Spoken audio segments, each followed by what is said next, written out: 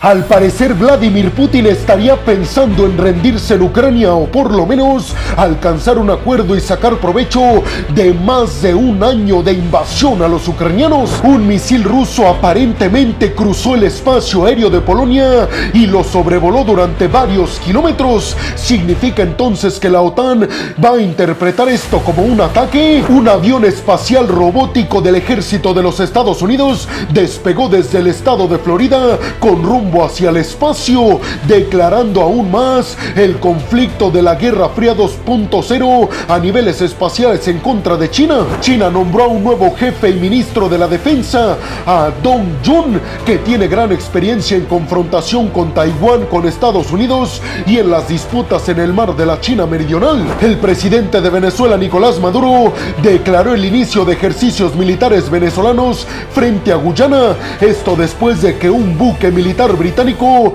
llegara a Guyana. Abróchense los cinturones porque aquí arrancamos. Y vámonos rápidamente con la primera noticia de este video para hablar de que supuestamente el periódico estadounidense The New York Times afirma en uno de sus artículos que Vladimir Putin por un lado está diciendo que el ejército ruso está logrando todos sus objetivos en Ucrania, pero por otro lado y de forma oculta y secreta por debajo de la mesa le está diciendo a aliados occidentales que ya quiere terminar con el conflicto en Ucrania.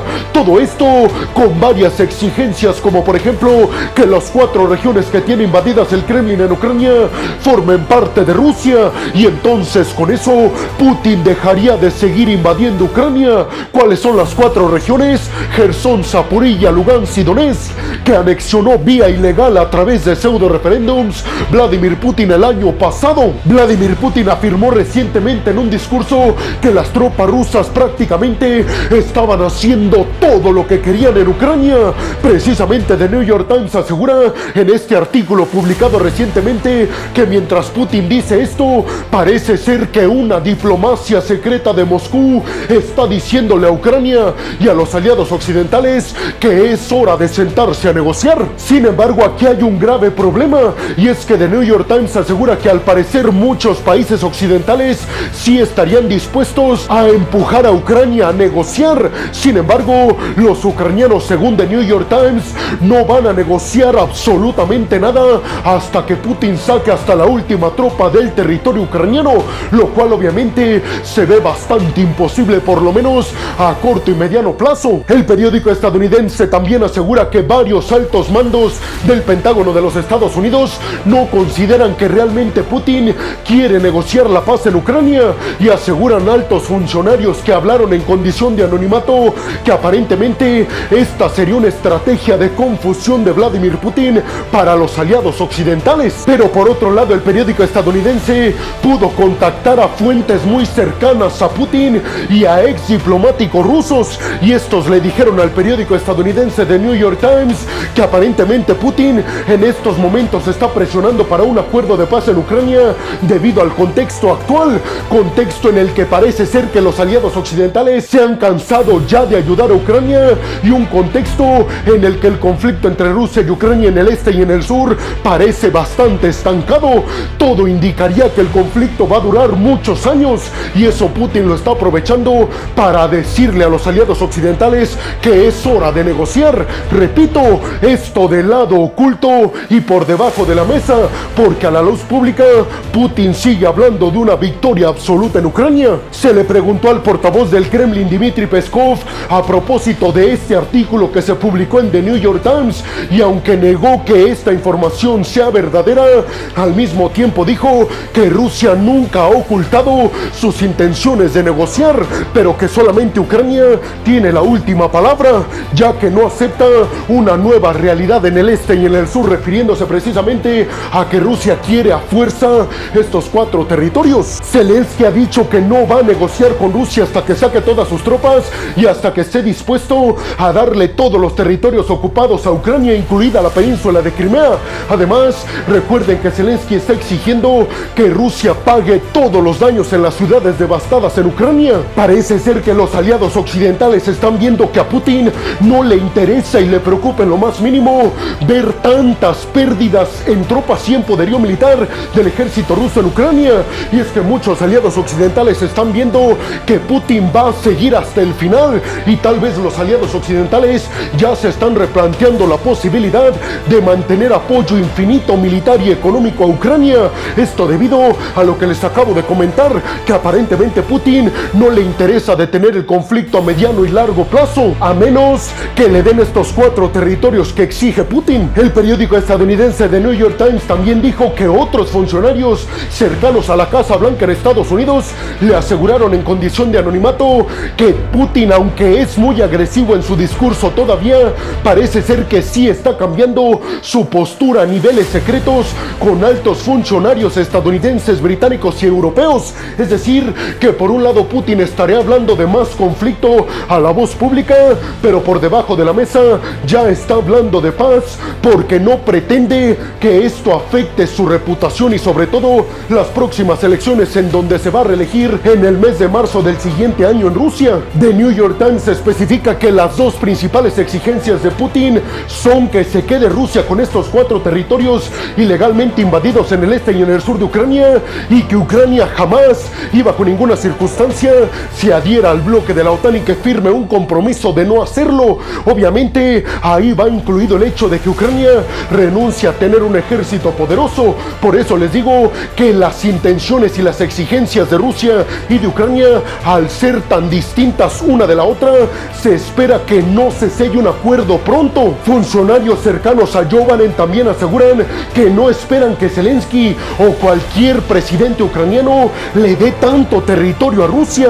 Suman todos estos 4 territorios un total de 17.5% del territorio ucraniano, una barbaridad de territorio que perdería Ucrania si negocia con Putin en estos momentos. Además, Occidente sigue considerando que Putin quiere un alto al fuego o un acuerdo de paz o negociaciones para utilizar ese tiempo y rearmarse y reagruparse para en los próximos años volver a llevar a cabo otra invasión, buscando tener más éxito al conquistar Kiev.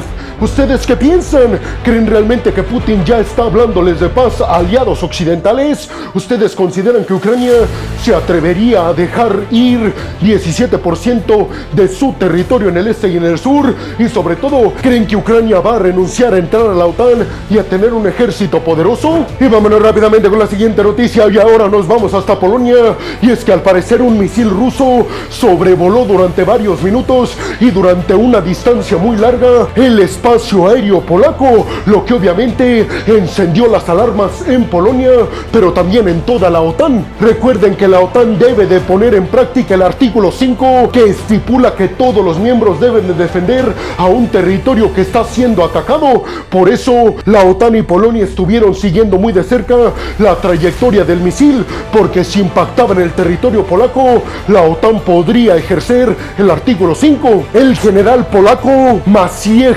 Klis aseguró que el misil voló el espacio aéreo polaco durante 6 minutos y que después regresó a impactar Ucrania. También especificó que Polonia vigiló toda la trayectoria del misil, esperando tomar una medida en el dado caso de que Polonia interpretara que se trataba de una amenaza para la seguridad nacional polaca. Este incidente se llevó a cabo mientras Zelensky denunció que Rusia intentó atacar Ucrania con 158 drones y varios misiles. Recuerden ustedes que un incidente de este tipo sucedió en el mes de abril de este año del 2023, cuando un misil aparentemente ruso cayó en el territorio polaco muy cerca de la frontera con Ucrania, avivando así las tensiones y las preocupaciones de que la OTAN ejerciera el artículo 5 que ya les comenté. En total, el misil sobrevoló 40 kilómetros del espacio aéreo polaco. Recuerden ustedes que las tensiones entre Polonia y Rusia han venido aumentando, sobre todo porque Polonia es considerado el bastión militar más importante del bloque de la OTAN en contra de Rusia en Europa del Este. ¿Ustedes qué piensan? ¿Creen que este tipo de incidentes nos podrían llevar a un ataque y un confrontamiento militar directo entre la OTAN y Rusia? Y vámonos rápidamente con la siguiente noticia de este video, y es que vamos a hablar de la competencia directa cada vez más fuerte y estrecha entre China y Estados Unidos a niveles espaciales, lo que nos estaría diciendo que de lleno pero ya estamos en una Guerra Fría 2.0, ahora ya no entre Estados Unidos y la extinta Unión Soviética, sino entre Estados Unidos y China. Y es que se dio a conocer que el Pentágono de los Estados Unidos envió su avión militar robótico X-37B al espacio, esto con la ayuda de un cohete de SpaceX Falcon Heavy que despegó desde Florida en Estados Unidos. Y es que recuerden que en Cabo Cañaveral se encuentra una de las principales estaciones de la NASA. Desde ahí despegó hacia el espacio el avión robótico espacial del Pentágono de los Estados Unidos con propósitos obviamente militares. Este no es el primer lanzamiento de un avión militar robótico de Estados Unidos, pero este lanzamiento que les platico se dio 2 semanas después de que China lanzara su primer avión robótico militar llamado Shenlong, que se traduce al español como dragón divino, lo que nos indicaría lo que les acabo de mencionar, que ya estamos de lleno en una competencia espacial entre dos polos, China y Estados Unidos. Hay que decir que el Pentágono estadounidense no ha divulgado ningún detalle de esta misión, es decir, que no se sabe por qué Estados Unidos envió al espacio a este avión robótico militar, pero obviamente tendría objetivos militares para defender la seguridad nacional estadounidense, o al menos eso dijeron desde la NASA. Este vehículo fue fabricado por Boeing y tiene más o menos las medidas de un autobús pequeño y básicamente está diseñado para ser manejado por control remoto, vía remota mejor dicho, desde la Tierra, para llevar de un lugar a otro en el espacio cargamentos, y también está equipado para realizar experimentos tecnológicos en el espacio, todo obviamente a niveles militares. Recuerden ustedes que el Falcon Heavy, el cohete de SpaceX, es el más poderoso que hay en el mundo, y aunque se pudo usar otro cohete para llevar a este avión robótico militar, parece ser que también se trata de una demostración a China de que Estados Unidos está muy por delante en tecnología de cohetes. Se ha filtrado información de que la NASA y el Pentágono aparentemente lanzaron a este avión robótico militar al espacio para ver cómo reaccionan semillas de la Tierra ante la exposición prolongada de radiación en el espacio exterior. Todo esto obviamente pensando en desarrollar y construir una base militar espacial, por ejemplo en la Luna. Es decir, que el imperialismo que vemos en la Tierra de querer quedarse con más territorio ya se ha transportado al espacio exterior con la Luna y después próximamente con Marte. ¿Ustedes qué piensan? ¿Quién creen que lleva la delantera? ¿China o Estados Unidos? Y sobre todo, ¿creen que quien gane la carrera espacial, como cuando la ganó Estados Unidos frente a la Unión Soviética, va a dictaminar quién gane el control mundial entre China y Estados Unidos? Y vámonos rápidamente con la siguiente noticia de este video, y ahora nos vamos precisamente a hablar de que el gigante asiático liderado por Xi Jinping acaba de nombrar a su nuevo ministro de la defensa, nada más y nada menos que a un experto en confrontaciones con Taiwán, con Estados Unidos, y un experto también en manejar las crisis en el mar de la China Meridional. ¿De quién se trata? Nada más y nada menos que de un almirante de marina, Dong Jun, que llevó a cabo misiones como encargado de las fuerzas navales chinas. Xi Jinping aseguró que esta decisión tiene como objetivo consolidar la fuerza militar, sobre todo a niveles navales, en el Indo-Pacífico por parte de China. Dong Jun, el nuevo ministro de la defensa china, tiene vasta experiencia con roces militares frente a Estados Unidos, y sobre todo cuando él sirvió como encargado de las fuerzas navales chinas, estuvo encargado de monitorear todas las acciones de la isla taiwanesa y todas las acciones de los enemigos de China en la región del mar de la China Meridional. Justamente se da el nombramiento de esta persona porque China precisamente enfrenta problemas en los que supuestamente él es experto: confrontación con Estados Unidos, confrontación con la isla taiwanesa y confrontación en el mar de la China Meridional contra los enemigos que reclaman también aguas territoriales frente a China en esta región. Recuerden ustedes que Li Changfu había sido el encargado de liderar al Ministerio de la Defensa de China. Sin embargo, el 25 de agosto ya no se le vio en público.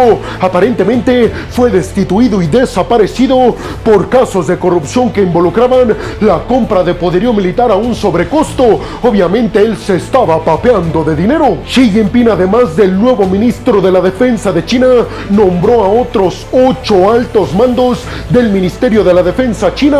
Con todo esto, lo que nos nos dice Xi Jinping es que limpió la casa y puso aún más a gente de su confianza para enfrentar los desafíos que tiene China a corto plazo, como ya se los dije: confrontación con Estados Unidos, confrontación con Taiwán y confrontación con los rivales que pretenden asegurarse sus aguas territoriales en el mar de la China Meridional. ¿Ustedes qué piensan? ¿Cumplirá con las expectativas el nuevo ministro de la Defensa de China confrontándose con Estados Unidos, Taiwán y en este caso Filipinas en el mar de la China Meridional? ¿O saldrá un fiasco nuevamente como el que se dio con Li Changfu? ¿Tendrá razón Xi Jinping al querer imponer a su gente cercana y de confianza en este tipo de puestos, aunque aparentemente no sean los mejores para ellos? Y vámonos rápidamente con la siguiente y última noticia de este video, porque vamos a hablar de que Nicolás Maduro, el presidente venezolano, dio un discurso en donde llamó a las Fuerzas Armadas y a las Fuerzas Aéreas venezolanas a llevar a cabo ejercicios militares justo en la frontera con el Esequibo, el territorio que es considerado internacionalmente parte de Guyana y que Venezuela lo está reclamando. Todo esto como medida de represalia, según Maduro, a la llegada de un buque militar británico a las aguas de Guyana. Según el Reino Unido, la llegada de este buque militar a Guyana no tiene nada que ver con las disputas por el Esequibo entre Guyana y Venezuela. Sin embargo, Maduro interpretó la llegada de este buque de la Royal Navy británica como una acción absolutamente hostil en contra de Venezuela. Recuerden ustedes que el territorio del Esequibo es un territorio de más de 160,000 kilómetros cuadrados y es rico en gas y petróleo. Por eso Maduro ha revivido sus reclamaciones de este territorio. ¿Y qué hace el Reino Unido en Guyana? Bueno, pues recuerden que precisamente Guyana fue una colonia británica y cuando se independizó Guyana, el Reino Unido juró protegerlos ante cualquier eventualidad o ante cualquier enemigo, que en este caso es Venezuela. ¿Ustedes qué piensan? ¿Creen que llevar a cabo ejercicios militares por parte de Maduro es tomar medidas tal vez demasiado exageradas? ¿O está haciendo bien Maduro? ¿Por qué creen que llegó este buque militar británico al Esequibo justamente en estos momentos de tensiones? ¿Será que el Reino Unido estaría dispuesto a proteger a Guyana en contra de Venezuela? Y bueno, hemos llegado al final del video del día de hoy. Les quiero agradecer muchísimo todo el apoyo que me dan. Sin ustedes yo no podría dedicarme a lo que más me apasiona en el mundo. Así que muchas, pero muchas gracias, peregrinos. Sin más por el momento, nos vemos en el siguiente video de Geopolítica. Hasta la próxima.